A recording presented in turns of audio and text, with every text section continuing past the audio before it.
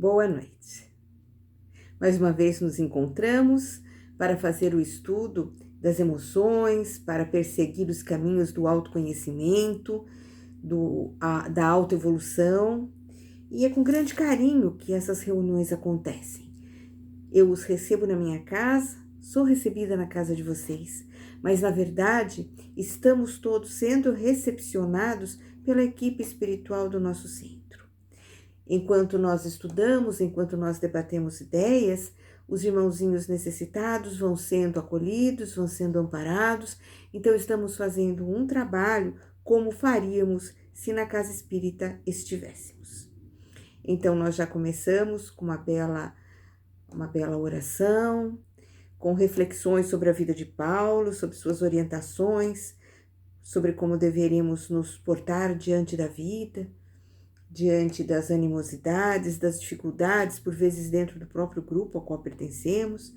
E é aqui que nós vamos dar início hoje, no autodescobrimento, também baseado na obra de Joana de Ângeles, do livro Refletindo a Alma, onde são vários autores que, buscando inspiração nos dizeres de Joana de Ângeles, nos trazem algumas explicações. Estão convidados a conhecer esse livro comigo, esses ensinamentos profundos de Joana. O autodescobrimento é uma condição básica, tanto que Joana de Ângeles assevera ser esse o grande desafio contemporâneo para o homem, e não poderia deixar de ser, já que não há como avançarmos sem reconhecer quem somos. Assim, é importante termos sempre a consciência dos elementos que compõem o nosso ser, a mente. A mente é a própria manifestação do espírito e é formada pelo pensamento, sentimento e vontade. Essas são as forças do espírito que devemos cultivar em prol do nosso desenvolvimento espiritual. Materialmente falando, nós somos organizados fisicamente e a vida se mantém em nós através da respiração, da digestão, por causa do cérebro. Mas o cérebro, ele está no corpo humano. O cérebro é material. Quem coordena o cérebro, quem passa as emoções para o cérebro, na verdade, é a mente. A mente está no espírito, onde está armazenada a nossa milenar história. Lá estão os traumas que trazemos do passado. Lá estão também todas as lições que nós já aprendemos. É assim que, por exemplo, uma criança de 5 anos senta-se ao piano e toca como um virtuose de uma orquestra sinfônica. Porque está lá, guardado aonde? No cérebro físico? Não. Está lá guardado na mente espiritual. E às vezes, só às vezes, existem fenômenos em que você acessa isso. Então, essa criança vai tocar, o outro vai falar idiomas, o outro vai fazer alguma coisa, porque é permitido justamente para que sejamos levados a pensar aonde estão realmente contidas as nossas memórias de tantas vidas. Estamos sob o véu do esquecimento, porque nós precisamos conviver com pessoas que nós ainda não aprendemos a amar, pelo menos até agora, e viemos para essa encarnação para uma tentativa de recomeço. Não lembramos tudo que fomos, não lembramos tudo que fizemos, mas intimamente nós sabemos de que essência somos feitos. Intimamente nós reconhecemos o homem velho, a mulher antiga que vive dentro de nós. Nós conhecemos sentimentos que não gostaríamos mais de ter, mas que afloram, porque sempre fizeram parte da nossa história. E nesta encarnação nós estamos aqui justamente para dominá-los, para modificá-los. Então aqui ele nos diz que a mente é a própria manifestação do espírito. E essa mente é formada por pensamento, sentimento e vontade. E tudo isso, tanto o nível de nossos pensamentos, a qualidade dos nossos pensamentos, se são otimistas, pessimistas, se são deletérios, o tipo de sentimento que nós temos em relação às coisas que nos acontecem e até a vontade de mudar ou não, já vem impregnada em nós pela mente do espírito. Já vem conosco a somatória de tudo que nós já fomos, de tudo que nós já estamos preparados para mudar ou não. E quando encarnamos aqui, o cérebro ainda em formação, essas lembranças bem afastadas, até que aos 7 anos se completa a encarnação, é um momento propício que nossos pais, que nossos cuidadores têm de modificar a qualidade de nossas ações, de nossos pensamentos e do nosso entendimento desse plano. Então, Cláudia, não é possível mudar depois? Sim, sempre é possível. Mas quando somos crianças é muito mais fácil.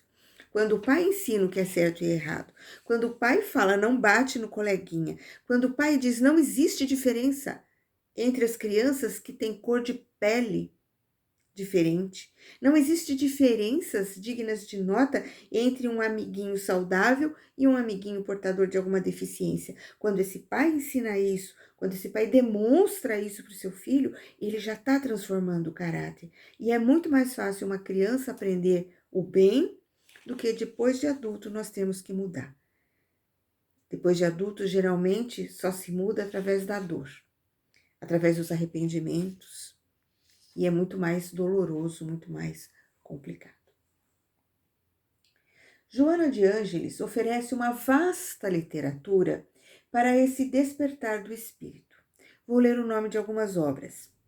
Jesus e a Atualidade, O Homem Integral, O Ser Consciente, Momentos de Saúde, O Despertar do Espírito, Jesus e o Evangelho à luz da psicologia profunda, Triunfo Pessoal, dentre vários outros títulos. Então, quem quer entender esse despertar do espírito numa nova era, numa era de recomeço, numa era de reconciliação, numa época de apaziguamento, são obras que devem ser lidas, são obras que devem ser consultadas. Dentro do ditame da doutrina espírita,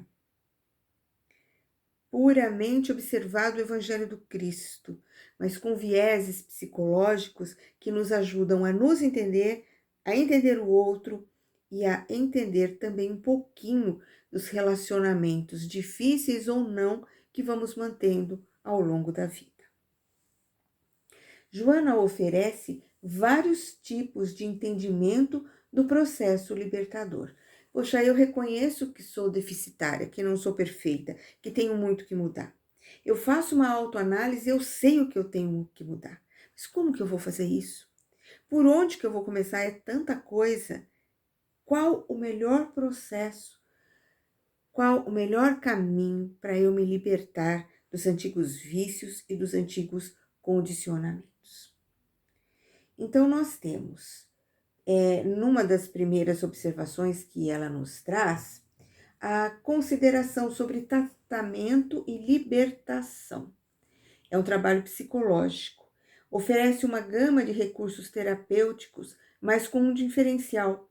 O tratamento proposto não visa apenas ao trabalho dos sintomas, mas sim ao tratamento como um ato libertador. É a hora que nós vamos começar a nos desapegar das doenças. A primeira forma de nos libertar delas é não dizer a minha dor de cabeça, a minha alergia, o meu reumatismo, a minha asma. Não. Nós temos que dizer que não somos doentes. Estamos passando e enfrentando uma doença. Dá para entender a dissociação? Não sou eu doente, eu sou um ser perfeito. Eu sou um espírito perfeito, vivendo uma experiência terrena onde o meu corpo está atravessando um momento de doença. Eu estou fazendo a primeira dissociação entre o eu e a doença, estou deixando de lado meu vitimismo e eu estou colocando o processo de cura nas minhas mãos. Se eu fizer isso, eu me curo de tudo. Você cura seu espírito, você cura sua alma, você ganha qualidade de vida, A cura do corpo físico vai depender de N outros fatores. Mas quem de nós é totalmente são? Quem de nós é totalmente livre dos problemas da matéria? Então, nós podemos ter os problemas e ter uma vida útil, saudável, satisfatória e produtiva. Exemplo: Chico Xavier. Chico Xavier era uma criatura de um organismo físico extremamente frágil. Mas a produção literária espírita dele é uma coisa fabulosa. Muito mais do que isso, as obras de caridade, o socorro aos necessitados. Independente do que o corpo físico dele apresentasse, o espírito era vitorioso sobre todas as mazelas da matéria. Então, lógico que acredito que nenhum de nós esteja pronto para enfrentar tudo que Chico enfrentou e produzir tudo que ele produziu. Mas somos capazes de muito, basta querer. Profilaxia e transformação. No livro Ser Consciente, Joana nos diz: o ser consciente deve trabalhar-se sempre, partindo do ponto inicial da sua realidade psicológica, aceitando-se como é e aprimorando-se sem cessar. Eu me aceito como sou, com todas as minhas dificuldades, mas também consciente das minhas possibilidades. Sabedora que tenho muitos pontos a ajustar com várias pessoas, mas sabedora também que trouxe um conhecimento que vai me ajudar a fazer isso e muito mais. Somente consegue essa lucidez aquele que se autoanalise, disposto a encontrar-se sem máscaras, sem deterioração. Para isso não se julga, não se justifica, não se acusa, nem se culpa. Apenas descobre-se e se modifica. Para esse processo curador, essa cura que vem de dentro, que atinge sim o corpo físico, mas atinge principalmente os nossos dramas e as nossas doenças psicológicas, ela nos traz 3 níveis de trabalho. Em primeiro lugar, ela nos aponta o procedimento, que são elementos e instrumentos que são operados, que são utilizados em favor da transformação e cura. Essas práticas e atitudes usadas para a cura, instrumento, técnicas e processos criativos de interação e direcionamento mental, quais seriam eles?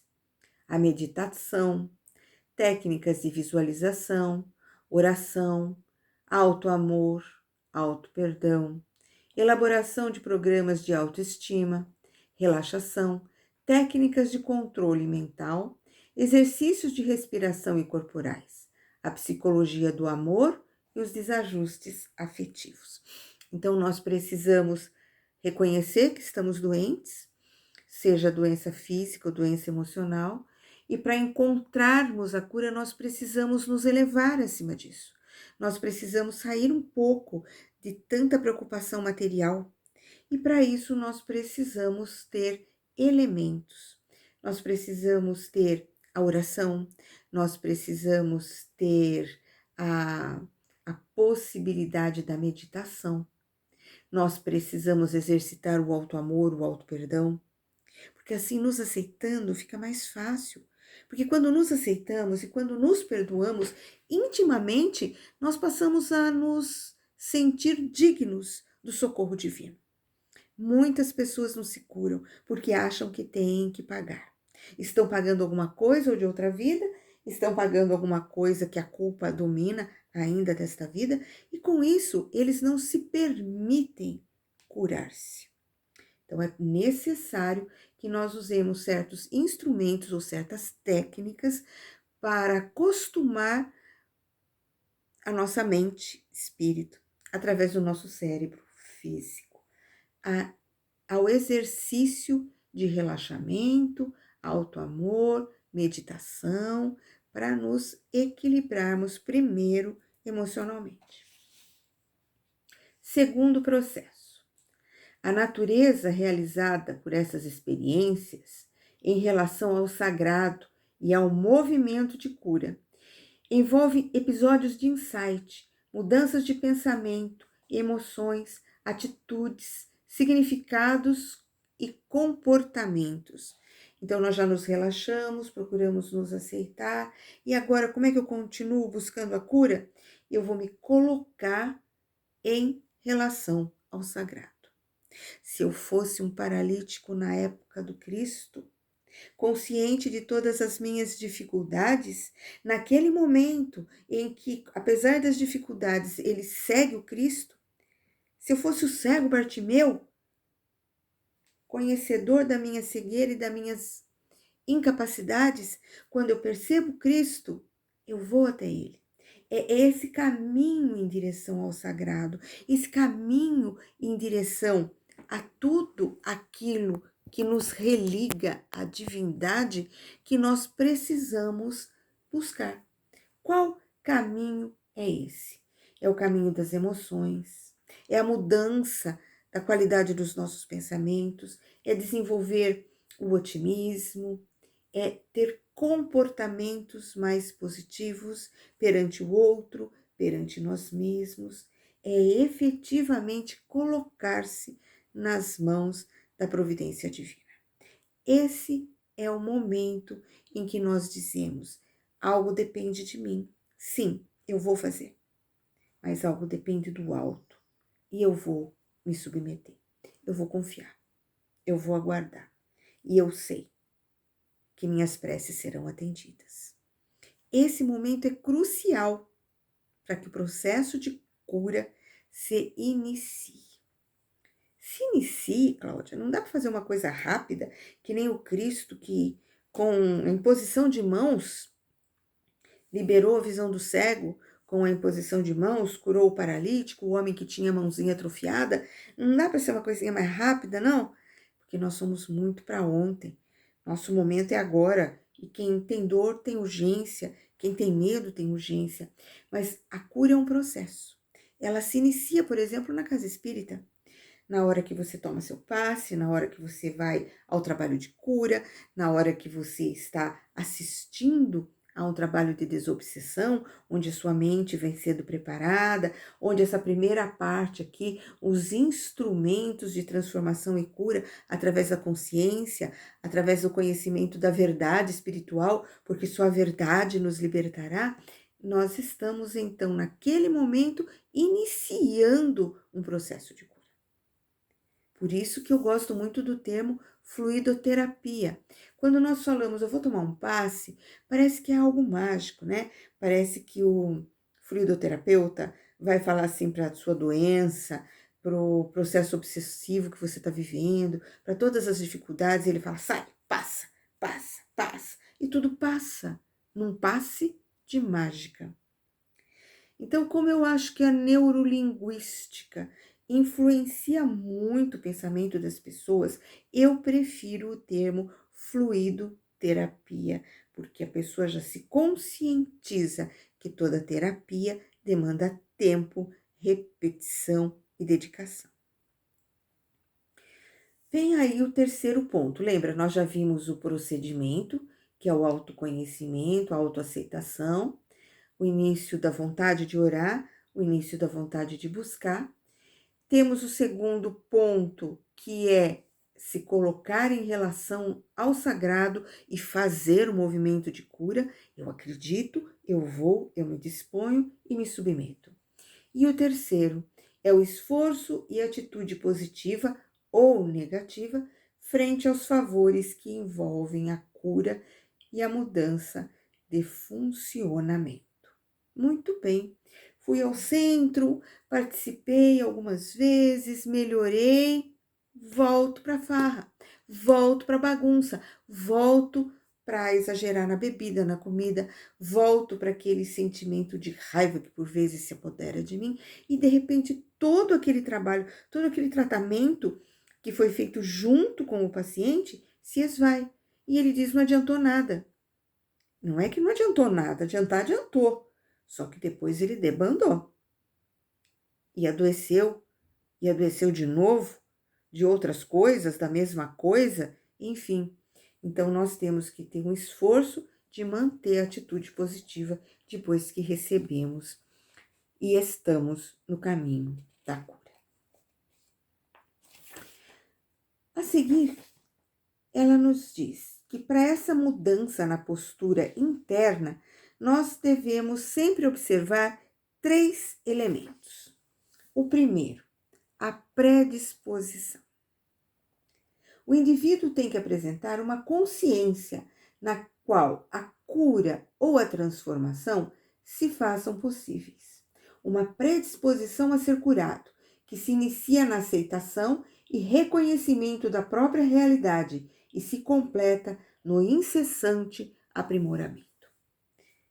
Resumindo isso numa frase: o doente quer ser curado? Parece uma pergunta sem sentido, mas o doente, às vezes, chama aquela doença de sua e ela é uma muleta para a vida. Olha, eu sou doente, eu não posso fazer isso. Olha, eu sou doente, eu preciso que façam para mim. Olha, eu sou doente, é por isso que eu sou infeliz, é por isso que eu não preciso mudar, é por isso que o mundo trabalha contra mim e vocês todos são devedores. Vocês conhecem alguém assim? Que faz da doença a desculpa para todas as dificuldades, a desculpa para não se mover, para não ter um movimento positivo? Então, será que o doente quer se curar? Às vezes ele quer se livrar da dor. Às vezes ele está num momento crucial. Mas será que ele realmente quer ficar curado? Então, ele tem que ter uma predisposição, uma vontade efetiva de se curar. Segundo ponto, é o sentido. É estar consciente que a sua cura faz parte de algo maior que ele próprio, que está vivenciando os efeitos do poder divino e a dimensão espiritual da sua realidade. É necessário manter sintonia mental com a fonte do poder. Com a fonte do poder. Somos espíritas e nós sabemos que muitos dos males que nós trazemos hoje são consequências de atitudes desatinadas que tivemos em outras ocasiões. Então, nós não estamos pagando, nós estamos enfrentando uma realidade que atraímos para nós mesmos. E diante disso, conhecedores então que somos, ou que a pessoa que busca a cura vai ter, e é por isso que é necessário que ela ouça as palestras, que ela siga a evangelização, para que ela possa entender a lei de causa e efeito, ação e reação, para que ela não se sinta esquecida por Deus. Muito pelo contrário, para que ela se sinta tão querida por Deus, que Deus pôs algum entrave na sua vida para que ela se voltasse para o caminho certo, para que ela não se perdesse em caminhos que antes já a levaram à perdição. A partir desse momento, ela se conscientiza que a cura vai muito além do corpo físico. A cura vai muito além desta vida. A cura tem relação com algo maior que nós mesmos, muito maior que o doente naquele momento. Não é o Zé que precisa de cura, é o espírito do Zé. E aquela cura física que o Zé almeja, ele vai trabalhar, ele vai se melhorar, ele talvez até obtenha a cura milagrosamente, ou seja, de uma forma que a ciência não consiga explicar no primeiro momento. Mas provavelmente ele vai ter que conviver com um problema durante um tempo e ele vai ter que merecer a cura. Então, ele vai ter uma atitude boa, ele vai se voltar para a caridade, ele vai se tornar mais humano, mais suave, mais digno.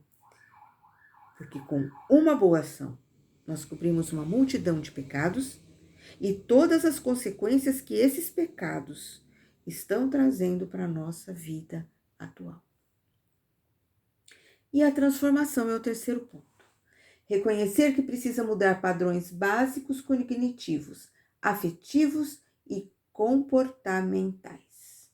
A transformação se dá de dentro para fora, mas exige a consciência de que ele precisa e de ele quer se modificar.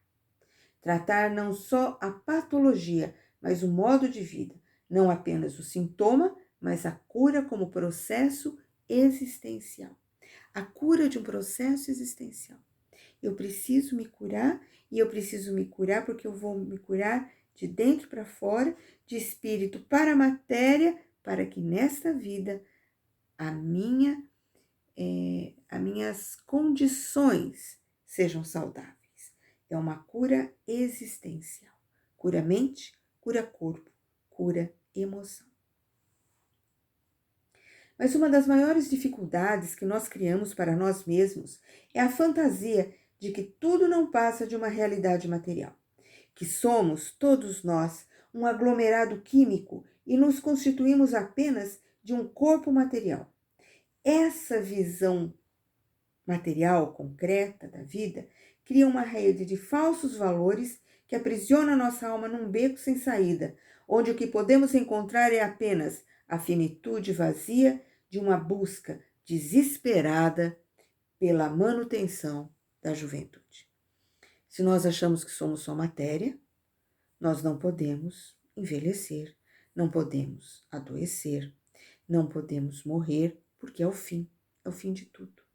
E existem doenças que são justamente a negação de que o nosso corpo passa por mudanças, que não vamos ter mais a vitalidade dos 20, 30 anos, que não vamos caminhar com a mesma elegância, com a mesma desenvoltura de quando tínhamos 30, 40, e que vai chegar um momento que nós vamos precisar da ajuda do outro. Mas se eu penso só na matéria, eu penso como se eu fosse um carro que desse para levar numa oficina mecânica, numa funilaria e está sempre arrumando. E é justamente isso que nós vemos acontecer. Pessoas que fazem plástica em cima de plástica, tratamento em cima de tratamento, academia em cima de academia. Não que não deva fazer, deve se cuidar, deve se melhorar, deve ter autoestima, deve cuidar desse corpo com muito carinho. Mas nós vemos alguns absurdos, alguns exageros, que estão simplesmente demonstrando que aquela pessoa tem um profundo medo de perceber a finitude da vida e de que algo exigiria que ela mudasse, mas não no corpo, dentro de si, no coração, na alma, no espírito. Então, Joana vem nos trazer aqui profundas reflexões daquilo que nós entendemos como sendo doença e daquilo que nós queremos e almejamos como cura. Então, na noite de hoje, nós demos início a esse capítulo, que ainda se desdobrará na próxima quinta-feira, como posturas e formas terapêuticas de mudança e reforma íntima. Eu espero que vocês tenham gostado dessas reflexões. Eu gostaria muito que no debate nós tratássemos da cura, nós tratássemos do que entendemos por isso, até onde podemos chegar, o que podemos ou não prometer dentro de uma casa espírita, o que podemos ou não entender para a nossa vida diante da realidade espiritual e, acima de tudo, meus queridos e amados amigos e irmãos, como nós vamos lidar com tanta gente sofrida, tão logo melhore a pandemia. Isso não é bem a verdade, porque nós já estamos lidando com isso.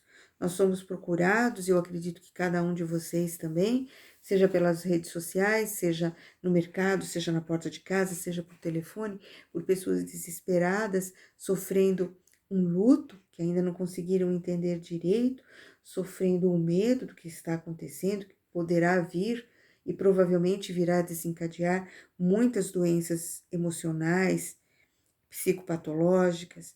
Então, o desemprego, o medo da manhã, tenho certeza, o centro realmente será um pronto socorro para muitas almas desesperadas, encarnados e desencarnados. Porque onde estão esses? Nossos irmãos queridos que tombaram vítimas do Covid. O plano espiritual se movimenta. Eu gostaria que todos lembrássemos da passagem do livro Nosso Lar, onde durante a guerra nosso lar se preparou para receber aquele grande contingente de pessoas que tombaram nos campos de batalha, vítimas da violência da guerra, das bombas e dos campos de concentração. Então, o plano espiritual está cuidando de tudo, deles, de nós. Mas às vezes estamos tão preocupados com o que está à nossa volta que não nos permitimos perceber. Precisamos cuidar dos outros, mas precisamos também cuidar de nós. Acalmar o nosso coração.